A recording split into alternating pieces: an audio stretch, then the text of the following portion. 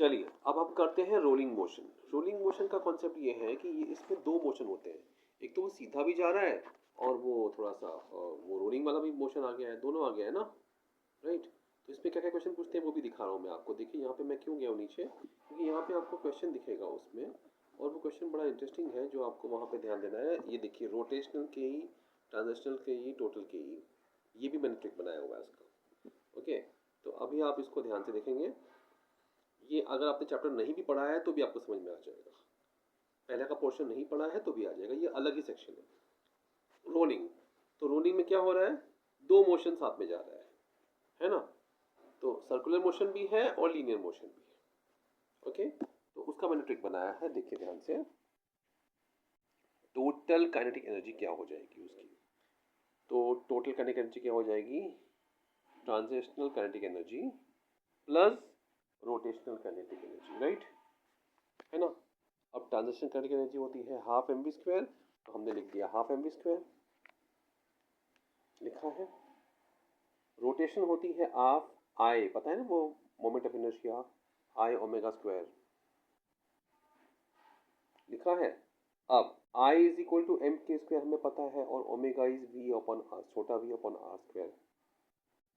तो अब ये सब मिलाकर यहाँ पे एम वी स्क्वायर है, यहाँ पे एम वी स्क्वायर है, ये वी स्क्वायर निकाल दिया कॉमन, के स्क्वायर एम एम कॉमन निकल गया, हाफ कॉमन निकल गया है ना, half half M V square common निकल गया, half M V square common निकल गया, K square upon are square बचा, one plus K square upon are square.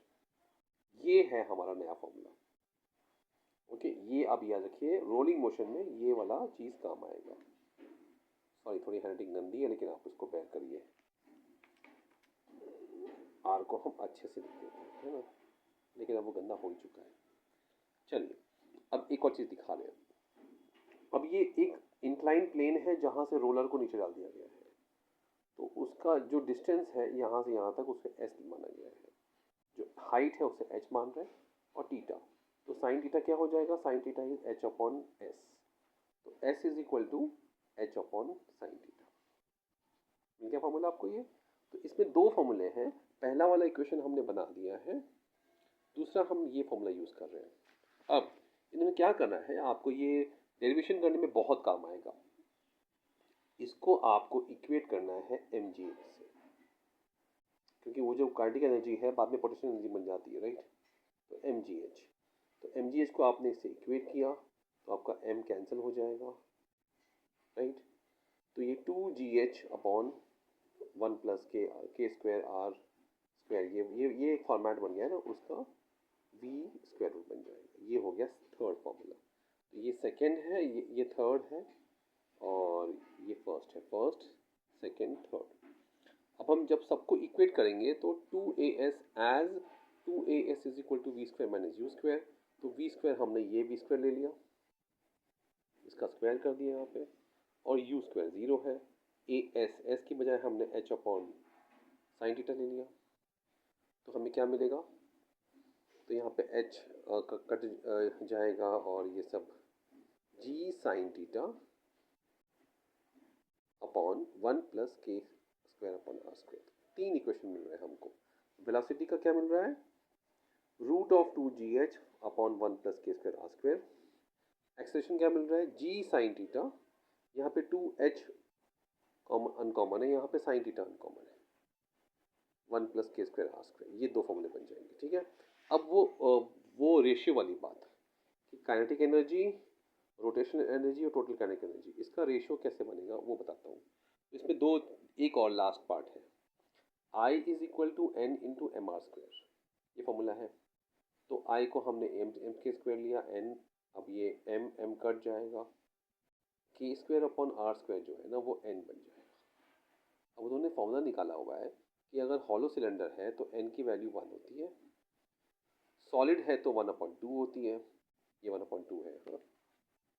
And अगर वो थिन वॉल वाला हॉलो सॉलिड है, कि मतलब है तो वो सॉलिड हॉलो लेकिन ऊपर से पतला सा वॉल लगा हुआ है, तो वो टू अपन थ्री हो जाती है। तो एन यहाँ पे अभी हमें क्या करना है, पहले हर एक में वन, रोटेशनल काइनेटिक एनर्जी हो जाएगी K square upon R square, total kinetic energy हो जाएगी one plus K square R square. पहले केस में जब हम इसको करेंगे तो ये वन आएगा, यहाँ पे 1 लिखना है तो ये 1 आ जाएगा और ये 1 + 1 2 हो जाएगा, राइट। तो रेशियो 1 1 2 हो जाएगा। सेकेंड केस में ये हाफ है तो ये 1 हाफ और 1 + हाफ, 1 हाफ 1 मतलब 2 1 2 हो जाएगा। थर्ड केस में ये 2/3 है ना, तो 1 2/3 और 1 + 2/3 तो ये होगा 5/3, 1 2/3 5/3 जिसका रेशियो हो जाएगा 3:5। तो ये रेशियो एग्जाम में पूछते हैं। आपको डेरिवेटिव में सिर्फ यही करना है, mgh से आपने इक्वेट कर दिया, इसको ऐड कर दिया, mgh से इक्वेट कर दिया और ये 3 फॉर्मूले यूज करने हैं, आपका डेरिवेशन हो जाएगा।